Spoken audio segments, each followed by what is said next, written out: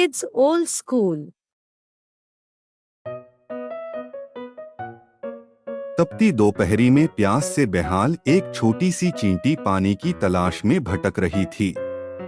बहुत देर भटकने के बाद उसे एक नदी दिखाई पड़ी और वो खुश होकर नदी की ओर बढ़ने लगी। नदी के किनारे पहुंचकर जब उसने बहता शीतल जल देखा तो उसकी प्यास और बढ़ गई। वह सीधे नदी में नहीं जा सकती थी, इसलिए किनारे पड़े एक पत्थर पर चढ़कर पानी पीने का प्रयास करने लगी।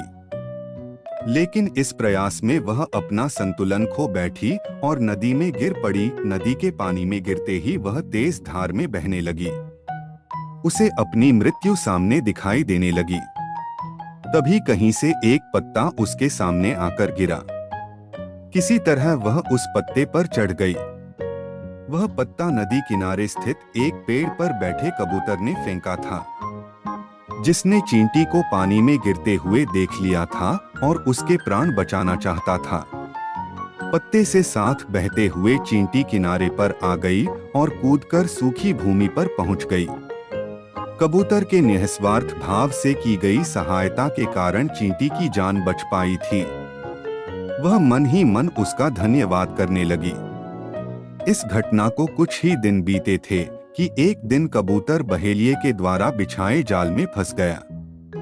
उसने वहां से निकलने के लिए बहुत पंख फड़फड़ाए, बहुत जोर लगाया, लेकिन जाल से निकलने में सफल न हो सका। बहेलिये ने जाल उठाया और अपने घर की ओर जाने लगा।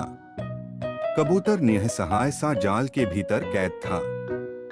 जब चींटी की नजर जाल में फंसे कबूतर पर पड़ी तो उसे वह दिन स्मरण हो आया जब कबूतर ने उसके प्राणों की रक्षा की थी।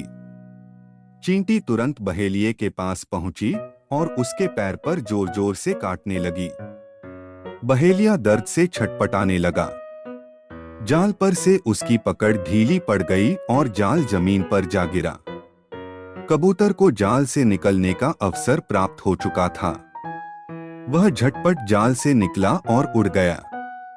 इस तरह चींटी ने कबूतर के द्वारा किए गए उपकार का फल चुकाया।